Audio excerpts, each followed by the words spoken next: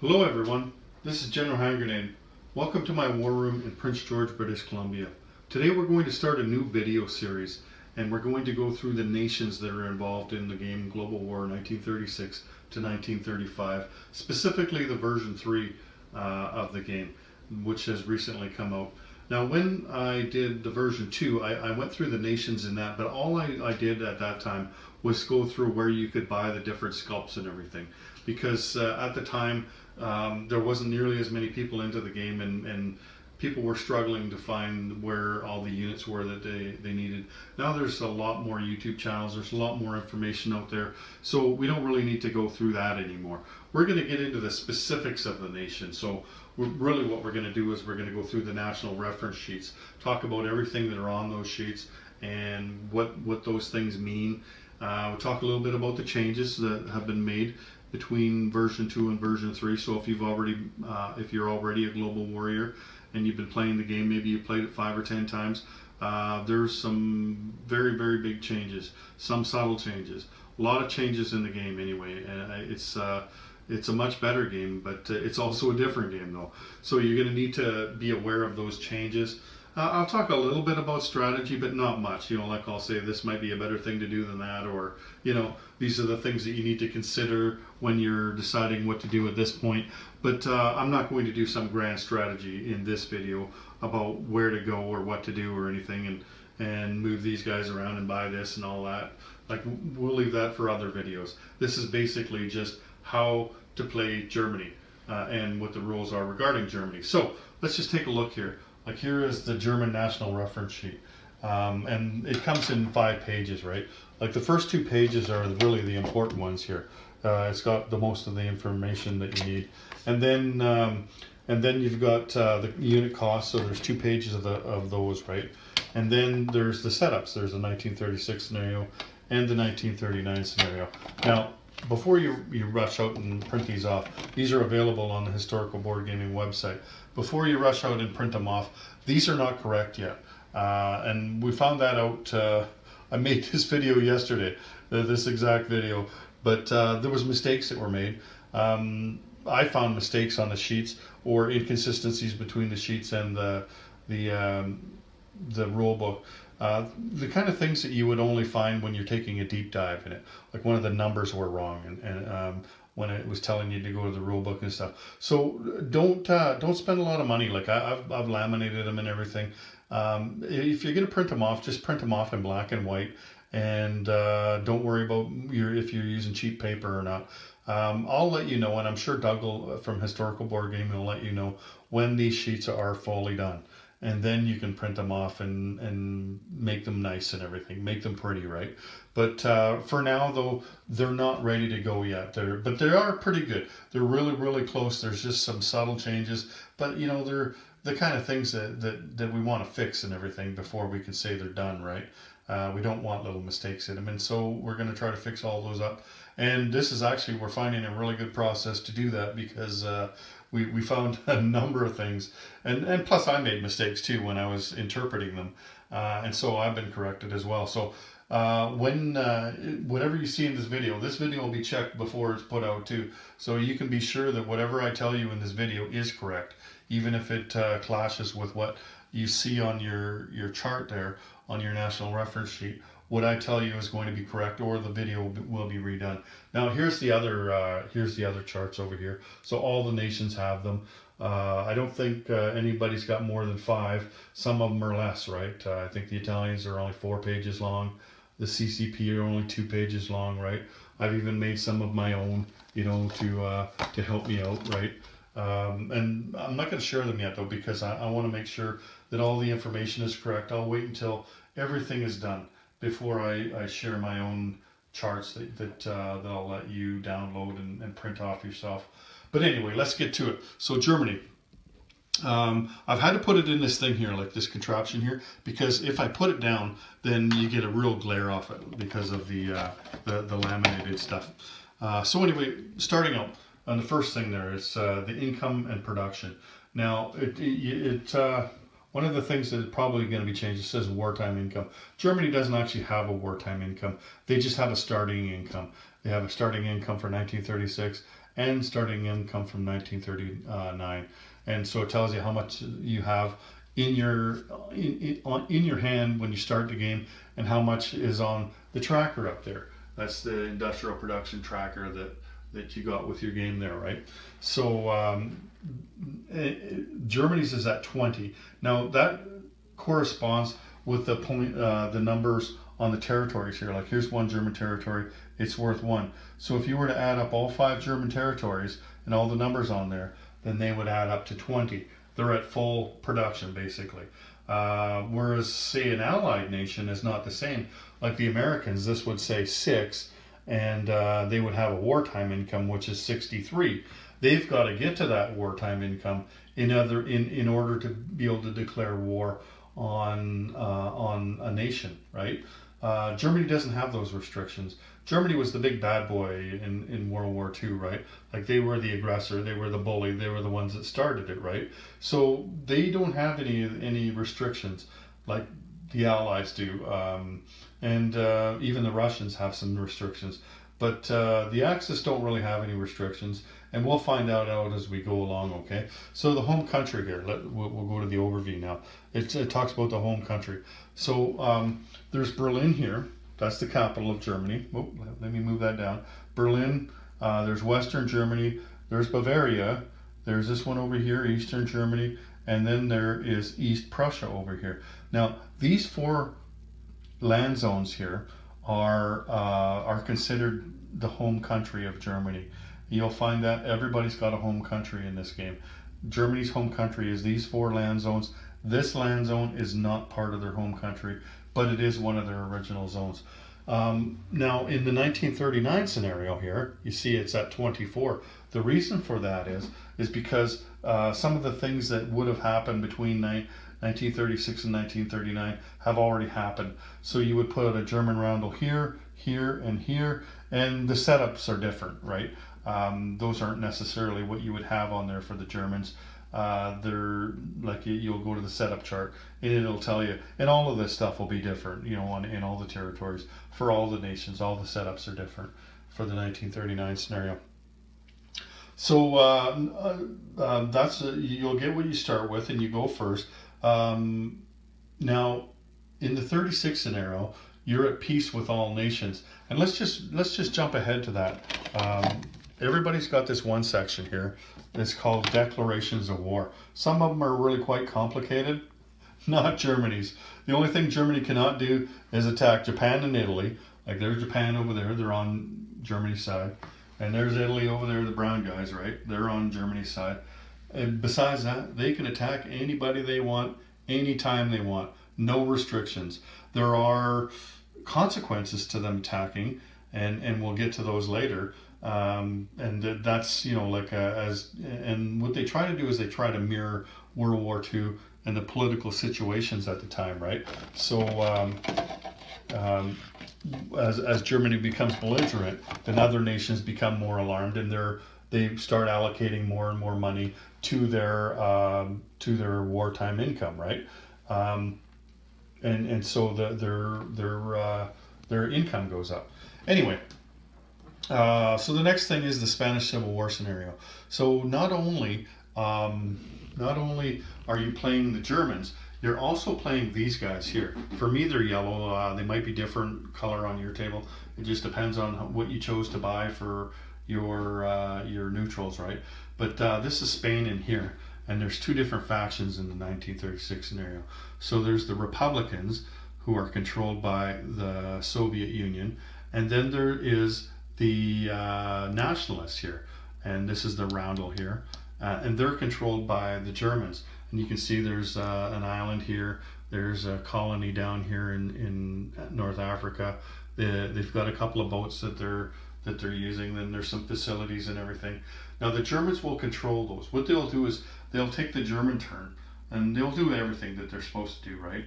The purchase phase, and you know, the movement and all that. There's probably not a lot of combat early in the game, but you know, eventually there will be combat and non-combat, and then placing units and things, and sending Lend-Lease. You'll send your Lend-Lease to Spain if you're planning on sending something, and then you will take the Spanish turn, the Spanish nationalist turn, And that that war is a little bit different than it was in version 2. So you need to be aware of that. Like, it's quite different. So you go to 13.1 in the rules, and you'll see. For one thing, the war doesn't end. In the old version 2, the war would end when the wider war began. In this one, it doesn't. That civil war will keep going on until you get a victor in there. And then, so what'll happen if the nationalists, which are controlled by Germany, and also, you know, like Italy will probably be lend-leasing to them as well. Even the Allies get a chance in the out-of-box game to lend-lease to either side if they want, right? But anyway, if the nationalists win the war, then it'll all become Nationalist Spain in there, and you'll see it in the rules. I'm not going to go. That's a video all in itself, right? But you'll see but what the consequence of that is that these guys will be in neutral, and because the German-controlled nationalists won, Germany and Italy are going to get a point at the end of the game just for winning that war. Plus, Germany's going to get a free dude. It's called a blue division. So they're going to get a free dude every single turn as long as Spain remains neutral. Like, if something happens, and there's a couple of things that can happen. Either the Germans could take out London. That would turn these guys into Germans. Or the Axis can take out Gibraltar and the Suez Canal there, so Eastern Egypt. That would turn the Spanish nationalists into Germans. So, but there's a lot more to it than that. So, like I said, I'm not going to go all the way through the Spanish rules for you. Anyway, let's get to the next part of that. So the next part we see there is the annexations in the 1936 scenario. Now that's something that I kind of alluded to when I was talking about in the 1939 scenario, how they already have those. But in 36 they don't. So there's three territories here. There's Czechoslovakia territory. So there's Bohemia and Slovakia. And then here, this is Austria. So those three territories there, you can annex for free, basically. What you would do is, like, you'd pick one. Now this one here is worth 2, and these ones are worth 1. I'm talking about the value of those land zones, right? So if it was up to me, because there's no consequences, or all the consequences are the same for all of the territories, what I would do is I would take this one. You would do a combat move into there, right? So that means this becomes German. So you take this off, and you put the German roundel on. And you take this guy off, and you put another guy on, or sorry, you replace him. You just replace that guy. I replaced him with a chip. I could have put a German sculpt on, but I just, I thought it'd be easier if I just take him off and put a chip on, and then put that German guy that moved in there on there. So now you would move your income up by 2, right? So the German income here goes up by 2. You go from 20 to 22, and at the end of your turn, you'll collect 22 IPP. And then the following turn, you'll probably go to this territory, and then the turn after that, you'd go to this territory. I mean, you could start at any one that you want, but it doesn't matter which units you get first, because you're not going to be using these units yet anyway. Like by the end of 1937, you'll have all that stuff. That's still pretty early to be going to war. I mean, Germany doesn't have a lot of stuff to go to war with. They kind of need to build things up, right? And, let's sure the other guys aren't all that ready to go to war either, but it just, take my word for it, it's not in your best interest to be declaring war on a major power in 1937. It takes a little bit longer than that. So that's the annexations that you do. It talks about the 1939 scenario as well, that you already have those, and that you're already at war with Britain and France. So that's something that you don't have to worry about. And Poland is already aligned to, actually it does become aligned. So if you started in 1939, Germany goes first, as they do in the 36 scenario. So this is still Poland. And then when Britain's turn comes around, then they become British and all the income goes to Britain and everything. So probably what you're going to do is you're going to take out as much of Poland as you can on your first turn. And believe me, you're going to have a little bit more than this, right? In the 39 scenario, you've already built up quite a bit. And so you'll probably take out Poland. Maybe you'll take out France as well on the first turn. You'll just have to decide. You'll have to think, okay, do I have enough to take that out? Maybe you wait a turn. I don't know, right? It's up to you. And so that's how the 1939 scenario begins. You're already at war with those two countries. Next, we're going to get to the Molotov-Ribbentrop Pact. Now, there are a few pacts and treaties that can be signed in this game, but there's only one of them which affects Germany, and that's the Molotov-Ribbentrop Pact. And it's a pact between the Soviet Union here and the Germans. It was actually, in reality, there was two different agreements, but for the purposes of this game, they've crammed them into one and made it a pact that the two players could sign between them. So basically what it means is that Germany and USSR agree not to declare war on each other, but it doesn't actually prevent them from doing that. I got to be honest with you, if I'm the German player, I'll do anything to get the Russian player to sign that. Like as far as I'm concerned,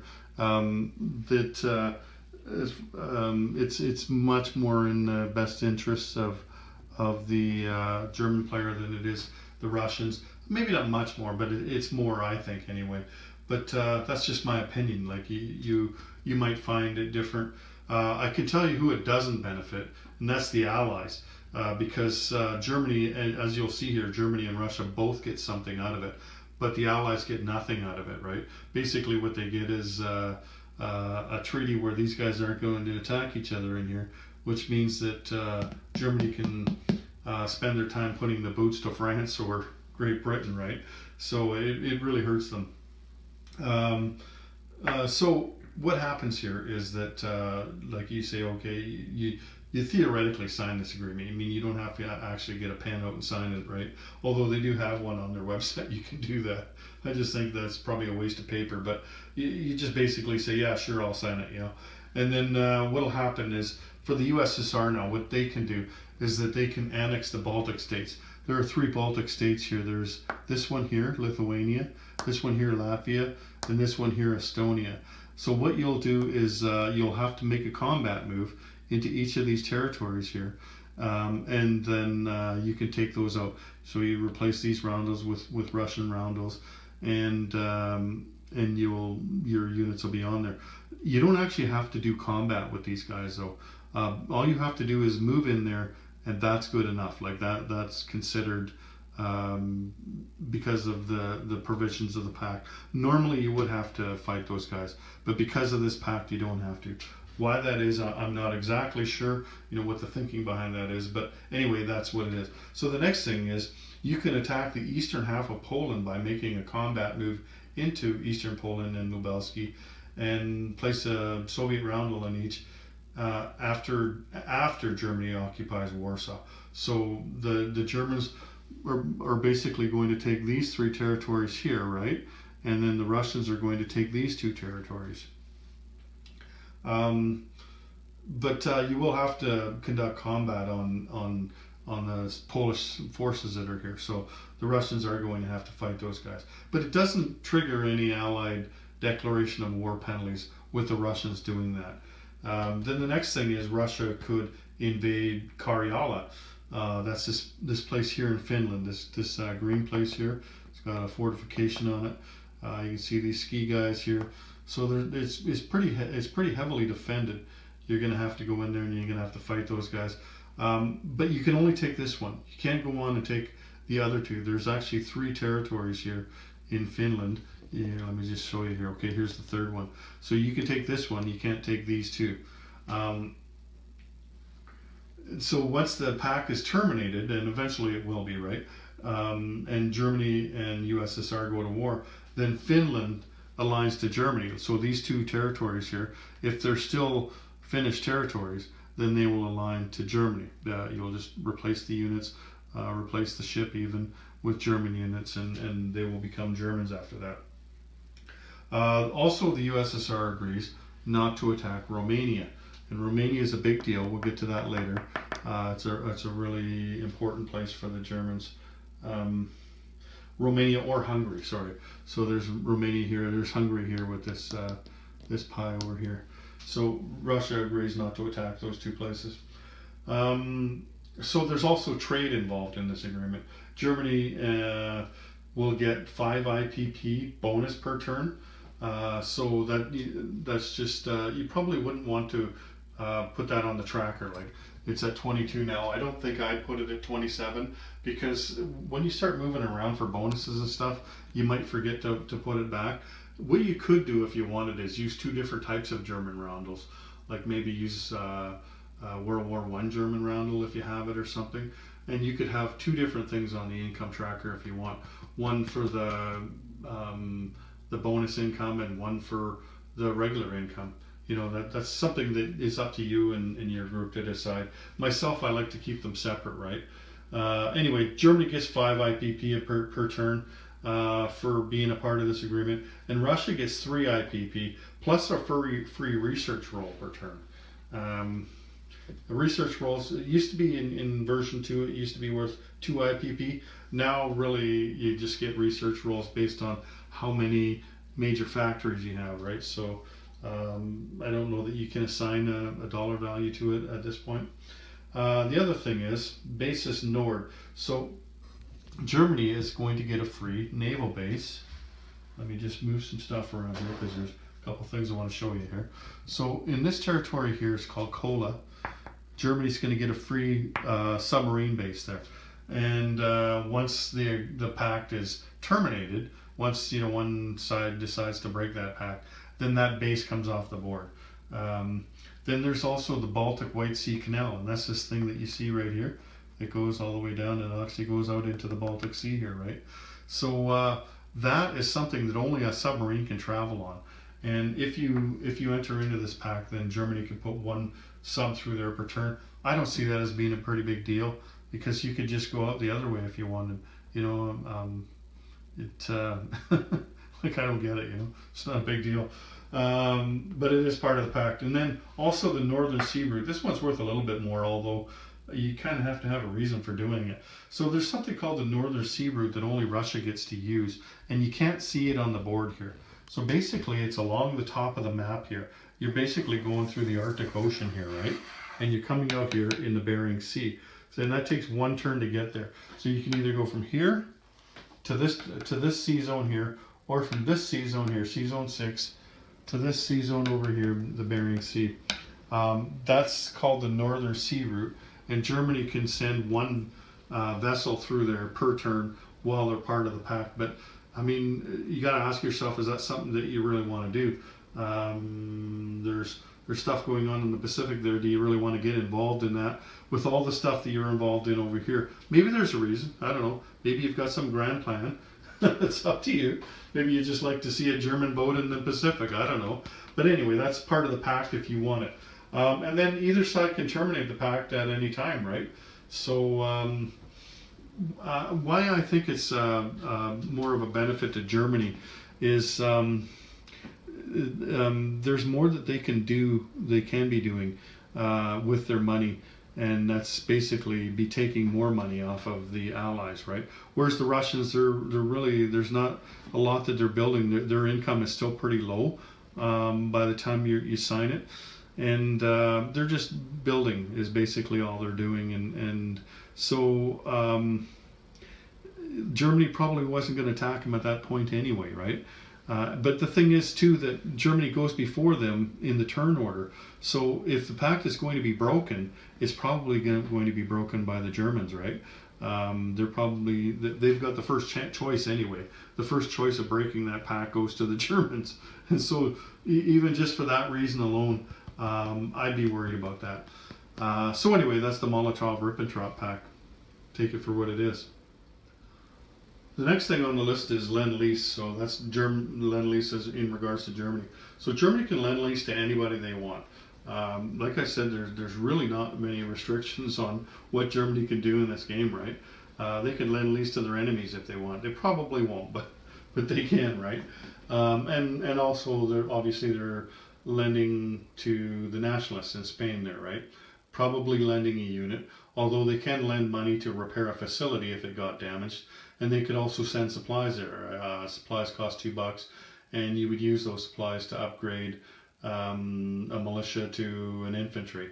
I think you can also upgrade an infantry to a mountain infantry if you want with the supplies, but you can check on that. Like I said, that's the 13.1 in the rule book is where you find the Spanish Civil War. Anyway, so then you get to the special minor power alignment conditions. Before we talk about those, we should talk about the fall of Paris, though, because that's what starts to trigger some of these, right? So Paris is here. That's the capital of France, right? And the Germans are going to probably take that out. There was one game that I played where it didn't get taken out, but that was really weird. So basically what you're going to do is you're going to take out Paris. You can do that one of two ways. You can actually capture this land zone here that is called Paris, the city there, or you can surround it, because that prevents the French from just taking all of their units and just piling them into one space here and saying, come and get us, right? If they do that, then all you have to do is put one unit in each of the land zones around it, or capture each land zone around it, and then Paris falls because they've been surrounded. That's not normal. Like, you don't normally capture a city because it's surrounded. It's just in this case here. So once that happens, that's going to trigger something, and it's the Vichy rule, basically, for lack of a better term. So Germany decides whether or not they want to enact the Vichy rule. I'm not going to tell you too much about who the Vichy were. I'll get into that in the French video. But suffice it to say that they could get this territory here. This is southern France. It's also known as Vichy France. There was a city down here called Vichy, and that's where they set up the provisional government, the provisional French government. And basically what they were just administrating, things in France with their citizens. Like, there were mayors and, things like that, taking care of civilian stuff, right? And, they did have a small police force as well, but, that's not something that could take on the Germans, right? So the Germans weren't going to let that happen. Germany controlled all of France, but they kind of set up this puppet government just to take care of civilian matters, like take care of the civilian population, right? But when that happens, not only do they get this, and they become a neutral territory, but there's lots of territories around the world. France had a lot of colonies, right? So all those blue territories, like you see Madagascar down there, and there's Syria there, there's a couple over here, right? Anyway, there's lots of French colonies around the world. So what happens is you'll roll for those colonies, and you'll get a 50-50 chance. They'll either become Free French, or they'll become Vichy French. If they're Free French, then the French player continues to play with those territories, right? If they become Vichy French, then they're neutrals, and nobody can touch them. Nobody can attack them or anything, because if they do attack them, then all of the Vichy goes to the other side. Like, if the British were to attack a Vichy colony, then all the other Vichy colonies and all the Vichy units become German. And if Germany was to attack a Vichy colony, then they would all become French, Free French instead of Vichy French. So a big deal if you were, big consequence if you were to do something like that. So it's not recommended that you do, although it's, it's still an option that you can. Now, you probably do want to do this, because although the territories aren't worth that much, because most of the territories, as you look there, most of the territories don't have numbers on them, right? So they're really not worth that much. I think probably something like 6, all the territories outside of the French home country, if you add them all up, that's not that big a deal. 6 is one, because they're probably going to get about half that, right? So you're probably only looking at a difference of 3 or 4 IPP. Where the difference is going to come in, though, is in the ships here, because you're also going to roll individually for all of these ships here. And there's another transport that's way down there as well. But like the last game I played, for instance, the Germans actually got the French battleship. So big deal, right? You'll roll the dice separately for each one. You'll say, okay, now let's try the battleship. And you roll the dice, and there's 4 things that can happen. One, they'll become Free French. Two, they'll become Vichy French. Three, they'll be scuttled, so you'll just take it off the board, say it sank it down in the bottom of the ocean. And then four, they'll become German. And so you might as well take a chance at doing that. Like if you don't enact the Vichy rule, then all those ships are going to become Free French, right? And if I'm the French player and I got all those ships, I might just take a run at the Italian Navy, you know, or the German Navy. I mean, I wasn't supposed to have a Navy anyway, right? At that point in the game, might as well just waste them. Or there's other uses I could use them for. You know, like if I park them where the British boats are, then it's going to be almost impossible to attack the British Navy because all of a sudden you've got all those French boats in there as well, right? So it's probably a really good idea for you to enact that Vichy rule. So once that happens, there's other special alignment conditions that can happen. Here, let me just move this back here now. I want to show you the first couple here. So there is the first thing is Hungary. It's Bulgaria, Hungary, and Romania. So this is Romania here, and this is Bulgaria down here, and this is Hungary over here. You can annex those. So what you'll do is you'll move a unit into those, just like you did with the other things that you annexed up here, right?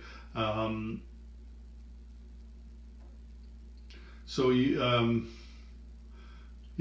just move into them, and then you'll take over that territory. Like you'll take the roundel off, put the German roundel on, replace the units with German units, and then add that income to the German income, right?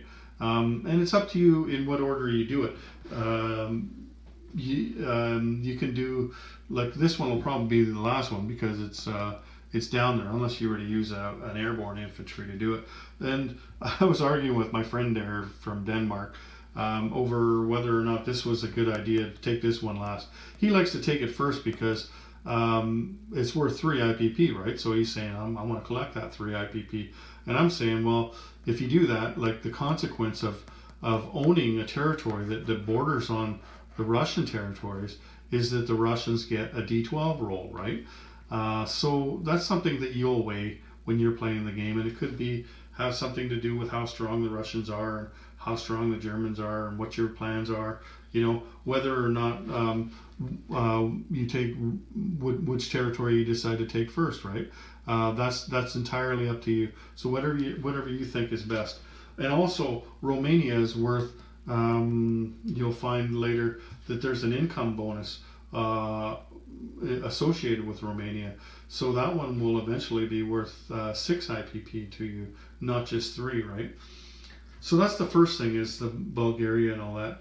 The other thing is, we already talked about this, the Finland one. So these two territories, once Germany and Russia go to war, if you would sign the Molotov-Ribbentrop Pact and the Russians own this one, then you will automatically align those two, right? Well, we got the camera turned that way. Let's just talk about Sweden as well. So if the USSR declares war on a neutral Denmark, or Denmark over here, or Norway, then Sweden here will align to the Germans. Sweden is also a bonus, wartime bonus for the Germans. So you're going to get that whether or not you're going to get a bonus income for that, whether or not whether you go up there and take them or not. And it could be that you get them for free anyway if Russia decides to attack those. But you're going to have to decide about that, because these are also worth 3. Like you could end up getting 6 IP for that. But I wouldn't do that unless you were planning on taking out all of Scandinavia. Like that's something that is something to think about for you, right? Is to take out all of Scandinavia here. It would really depend on how the war is going with the Russians over here, right? And what's going on the back door over there. Asking yourself if you can commit the resources to taking out Sweden or not, right? But anyway, like he says, he takes Sweden all the time, and I would be reluctant to, because you're using your units and you're attacking boats and you're losing boats, probably losing units going after the land units as well, right? But It could be worth it. It might not be worth it. It just depends on the game that you're playing. So that's how you'll decide with that. But for me, though, I think I would, if I was going to take out Sweden, I think I'd want to take all of Scandinavia there, and you know, that is worth something, right? Like, this is going to be some bonus income from this territory there as well, if you own that one. So anyway, that'll help you in the war against Russia. The question is if that game, is it a good idea or not for you? So another one is Turkey. Let me just put this here. You know, I want to bend this down a bit. Okay, then we can get closer. Now, Turkey is these three territories here, and they also have some boats there, right? So if you happen to take out Transcaucasia, that's this territory here, then you will get all of Turkey just for owning Transcaucasia. So if you're the Russian player, you want to do everything you can to avoid Germany getting Transcaucasia, because you got to remember, they're going to annex Bulgaria right here as well. You can walk across here, right? Like, it would be a big deal for Germany to have all of Europe and Turkey. You would basically be starting to surround the Russians, right?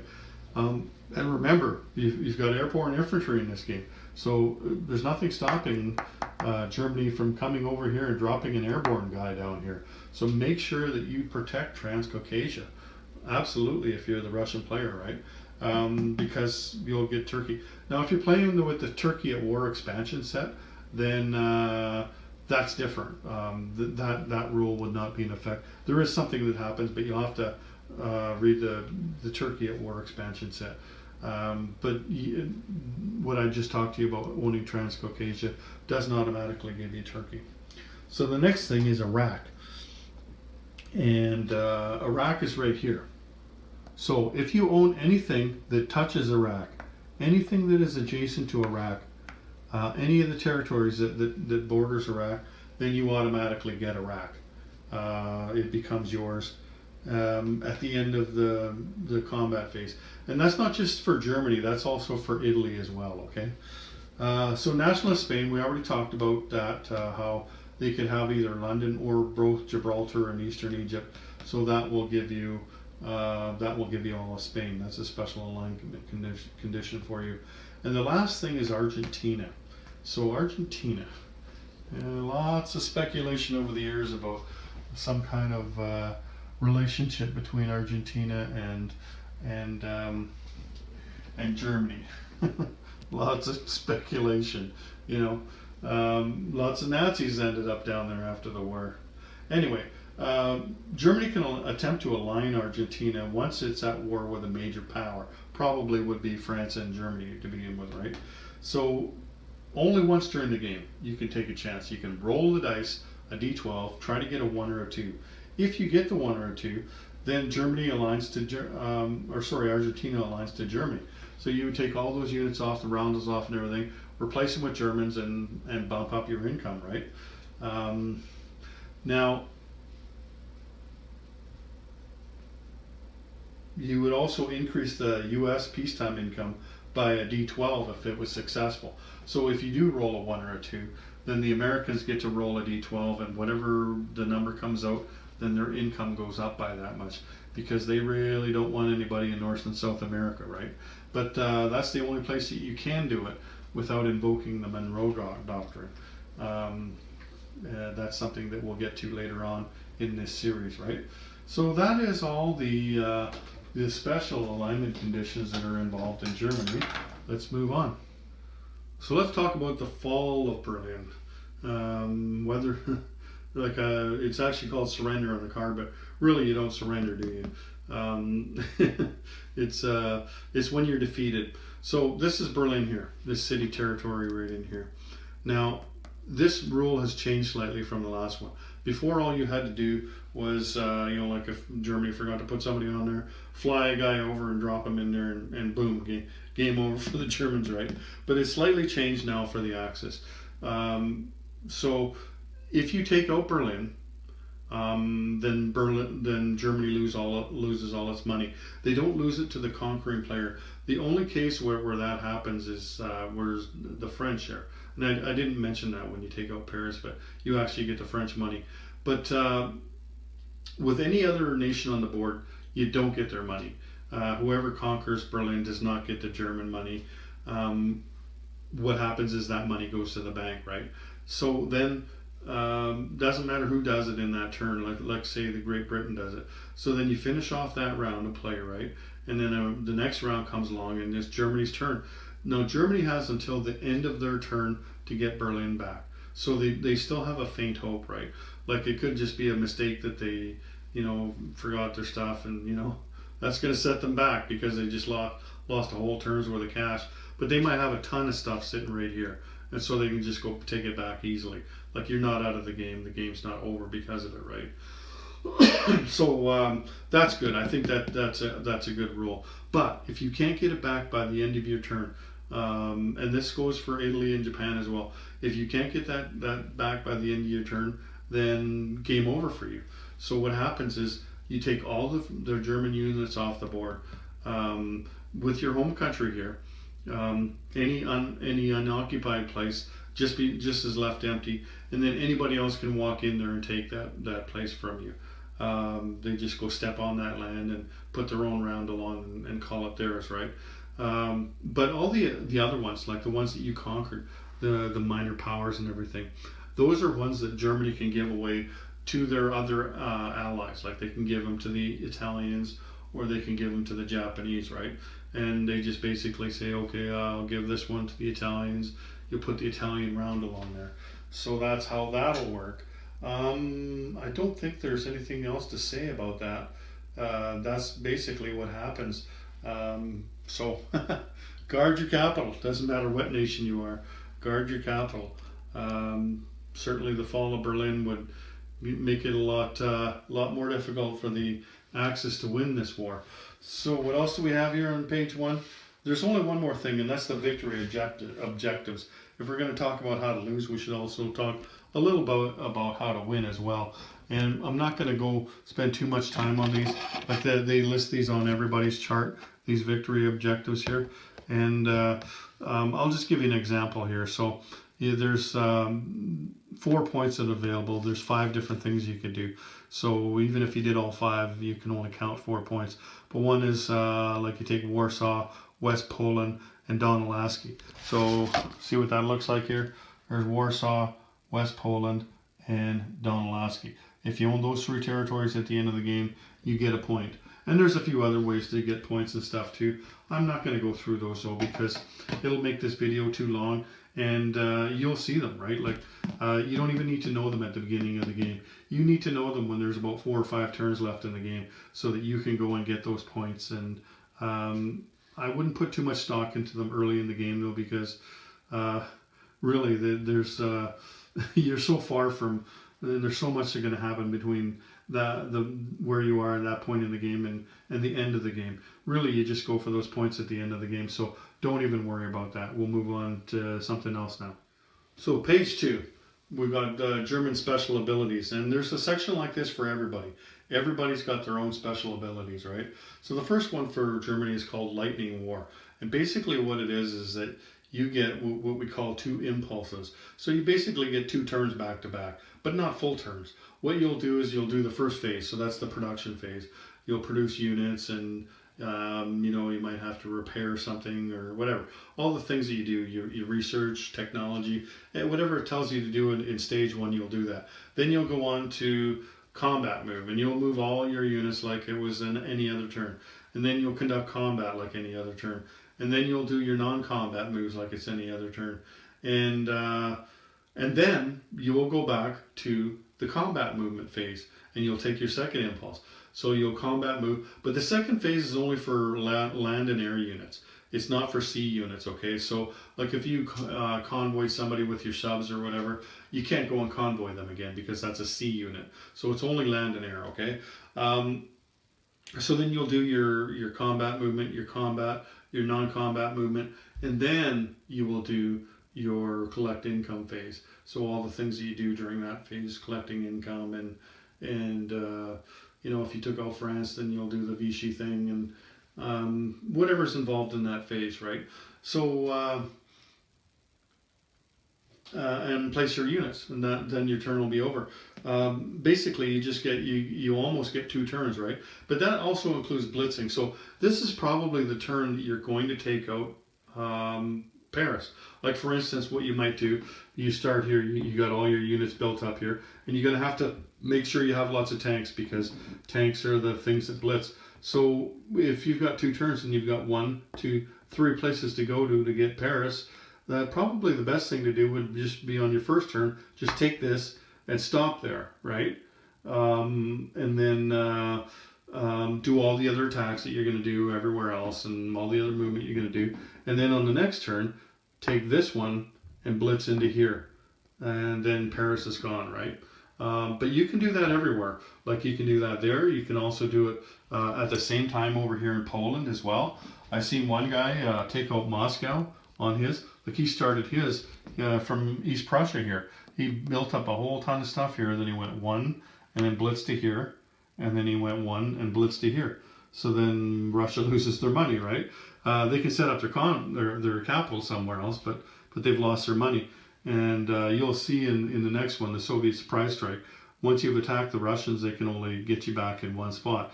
So anyway, that's basically what the Lightning War is. It's mimicking the Blitzkrieg, right? So then let's get right to that Soviet surprise strike while we're talking about it then. So once per game, Germany, the turn that they declare war on the Soviet Union, and it's got to be before 1941, they can attack, and everything, the land and air units, they all get to attack at +1, and all the German units defend at -1. Okay, let me just see if that's land and air, if that's all units. Yeah, it just says land and air. And the Soviet units get -1 defense in all rounds. So that's part of it. And that's one of the reasons why you can, if the the Russian player has not set up a good enough defense, why you could take out Moscow. You go 1 and blitz to here, and go 1 and blitz to here. So that's your blitzkrieg. But you're also doing it where your guys are a +1 and their guys are at -1. So big advantage there. That's why you need to, if you're the Russian player, you need to make sure that you put a lot of units down in there for that first German attack, right? So then what happens is then the Russians go next, right? And on their turn, after Germany has attacked them, they only get to do 1 attack somewhere, and that's if the Germans use the Soviet surprise attack. The Russians, they can declare war at any time after 1939. If you're suspecting that the Germans are building up for war and they're going to attack you next time, then you might want to just declare war on them, because if you do that, then the Germans lose that surprise attack, right? So that's something for you to consider. I mean, that's going to have some consequences, though, like America is not going to get a +5 bonus, for instance, and the Russians probably want America in the war, to put more pressure on the Japanese and on the Germans, right? So you got to weigh these things out, right? But that's a pretty big deal, that one there. And then the other special ability that the Germans have is technology. So they're the only ones in the game to get a free tech roll every turn. And tech is different now in this game than it was. There's not just new technologies, but different ways to research technologies. You can research them sooner now. So beginning on the first turn of the game, like 1936, you get 1 free die for the Germans. You also get free dice for how many major factories they have. So I think they start the game with 3 of them. So you actually get 4 technology dice to start the game off with. So that's their special abilities. That's the last one. We did talk a little bit about declarations of war. Like you see the declarations of war there. Basically, they can declare war on anybody at any time except for Japan and Italy. Theirs is very simple. I've already got it memorized, and now you do too, because that's all there is. So the last thing then is wartime bonus income, and that's something that everybody has, and I kind of made a chart for that as well, because I kind of thought that would be useful information. So what I did was That's peacetime. So I made this chart here for bonus wartime income because it's important to know not only what yours is, like there's Germany's right there, right? It's important to know not only what yours is, but what everybody's is, right? So let's take a look at what Germany's is. So Germany possesses Sweden, or Sweden is neutral. And we've talked about that, a little bit about that, Sweden here. If Germany has this or it's neutral, then they get +3 bonus. Iran is neutral, or, oh, sorry, wrong one. Germany possesses Trøndelag. So that's this territory here. There's 3 Norway territories. It's the middle one. If you possess that one, then that's +1. Germany possesses Romania. So that's this one here. Romania. You will get +3 for that if you possess that territory. Remember, this is wartime bonus income, so you have to be at war with another major power in the game. You don't just get it as soon as you take Romania. Like you get it after you've declared war on France and Great Britain, right? Probably that's who you'll declare war on to begin with. I can't imagine why you declare war on the Americans first. It could be that you declare war on the Russians, but it's more likely though. But anyway, regardless, you have to declare war on a major power. Then you're eligible for these bonuses, right? The next one is you possess Iraq, Transcaucasia, or Southern Iran. So those are worth 2 each. We talked about Transcaucasia. It's already worth 5. So you get +2 for that one. +2 for Iraq, and you're already getting 2 for that one. And then Southern Iran, that's this one down here. It's adjacent to the water. There's actually 3 Iranian territories, but it's just Southern Iran that you need. That one is +2 as well. And then there's the Molotov-Ribbentrop Pact. Like that's a bonus that you could collect while you're at war with Germany against, I guess, France or Great Britain. You know, as long as you're not at war with Russia and you've signed that pact, then that's a +5 for you as well, right? So that's the wartime bonus income. The only thing that's left on the second page of the sheet there is this strategic naval movement, and you'll find that you should go read that. It's a good rule, even though it's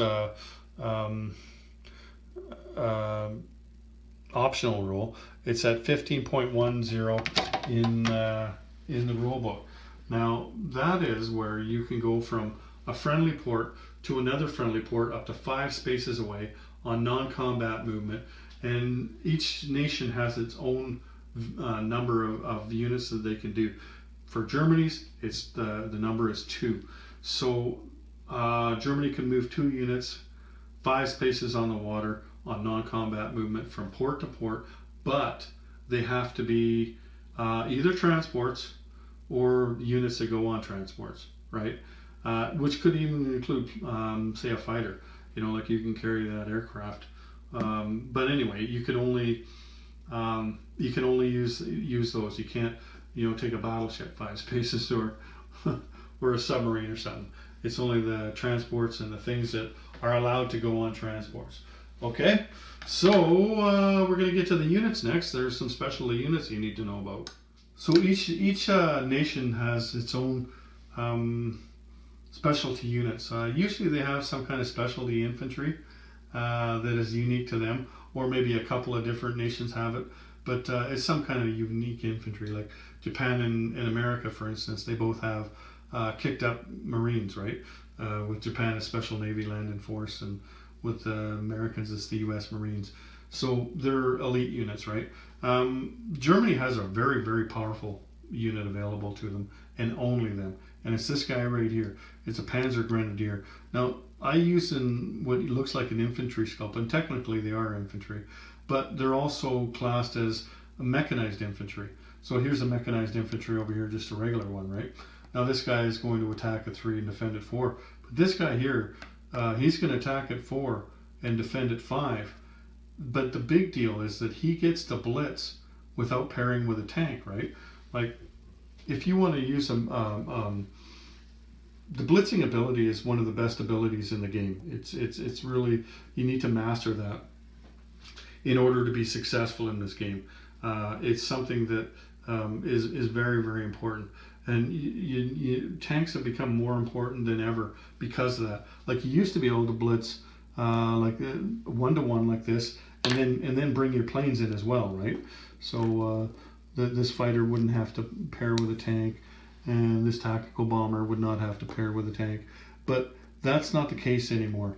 If you wanted to blitz with all of these units here, you would need 3 tanks because you have to pair the tank with these units as well, right? With all the units.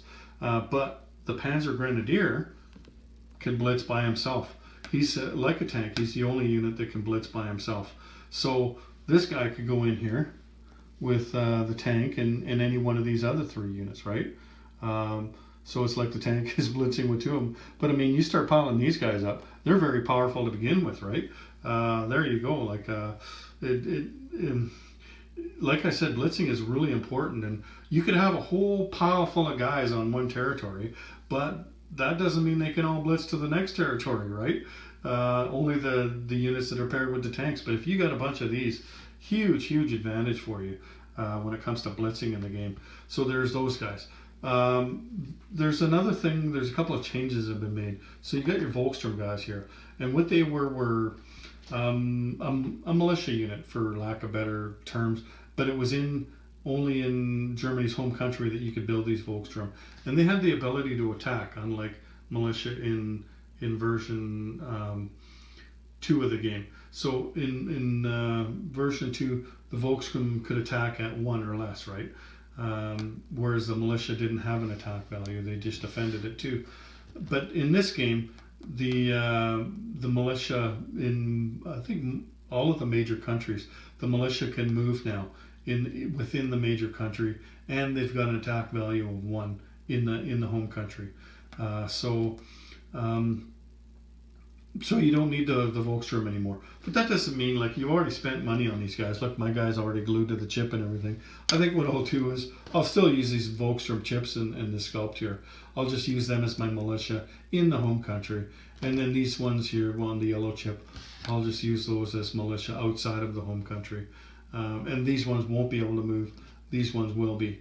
But anyway, just so you know, that your militia can move now inside of the German home country. And the last thing is, you'll find on your sheet there, if you've downloaded the sheet with the costs on it, it doesn't show the IE anymore, the Tiger tank. And so I was led to believe in the video that I made yesterday that was gone now, that all of the heavy tanks were the same, but that's not exactly the case. They have changed. Like, it used to be attack 8 and defend 8, whereas all the other tanks were attack 7 and defend, attack 8 and defend 7. So this one did have that little advantage, but that's taken away now. It's 8 and it's 7, attack 8, defend 7, and it's like all the other tanks except that plus 1 to 3 for target selection. The other heavy tanks are just 1 for a target selection. The Tiger tank is 1 to 3. So that's a special unit for you as well. The Panzer Grenadier, and I guess that's about it, because all the other nations are going to have this militia that moves now, and the Volkssturm is gone. So that's the difference in the units. So just to wrap this up, let me just say about Germany, a very fun nation to play. People love playing Germany, regardless of whether it's in Global War or it's in the Axis and Allies games. People just seem to be fascinated by them, and they were fascinating, weren't they? They were an interesting crew, that's for sure. I'm not sure that I would want to be one of them, but playing the game, though, is a different story. But because they're so fascinating, there's lots of choices for them, right? In the stuff that you can get. Like this box here, this is nothing but expansion sets for the Germans. Like, by far, there's more expansion sets for Germany than for any other nation. Plus, there's lots of other things that you can buy. I think this one I got, this is a jet tactical bomber, and there's rules for how you would acquire these things. No, that's a jet medium bomber. This is a jet tactical bomber, I think. So there's lots of things that you can get for them. There's my Africa Corps. It was painted by Sire Blood for me. I won it in a contest, so that's really cool. Lots of options for you. Plus, there's also the America units, right? There's the bring in the heavy set, Tiger tanks, things like that. And so you can use those. Really just Germany, America, and Japan you have those for, because those are the three nations that were in the America game. Really good game if you don't have it. It's really good. But anyway, those are things that you can use for Germany as well. And on the site, it does have the stats for them to play in this game. You know, like if you go and play the America game, it's got stats, but it's also got stats for this game as well. So there's lots of options out there. But of course, you're going to have to, you know, negotiate that at the start of the game. Germany can't just play with all of this stuff, because they would be way overpowered if they got to use all of their expansion sets and all of their America units and everything, right? So that's kind of a trade-off. Okay, well, I'll use this if you use the elite of the Soviet Union, and you know, you got to throw the Allies a bone as well and everything. But anyway, Germany's a lot of fun to play. There's a lot of things that they can do, a lot of different strategies, and I'm just learning them, right? Like I'm still a fairly new player. I'm getting the rules down pretty good, but as you know, it takes a lot to set up a game and everything. A full game takes about 3 days, and getting that many players together. And I find myself that I'm teaching the game more than I'm playing the game, so it's difficult, right? But once we all get to learn the game and everything, it's going to be a lot of fun in learning different strategies and things like that. But Germany, as in any game, is going, in any World War II game, is going to be a powerful nation and a very important nation as to whether their side of the Axis win the war or not, right? Lots they can do naval stuff, you know, ground battles, taking over Europe, lots of intricate rules that are involved in them and everything. But at the same time, their political situation is really cut and dry. Attack anybody you want, except for Italy and Japan. So anyway, I'm going to cut it off here. I hope you enjoyed this one. The next video that's coming to you would be Russia. So take care, everyone. General Hand Grenade out.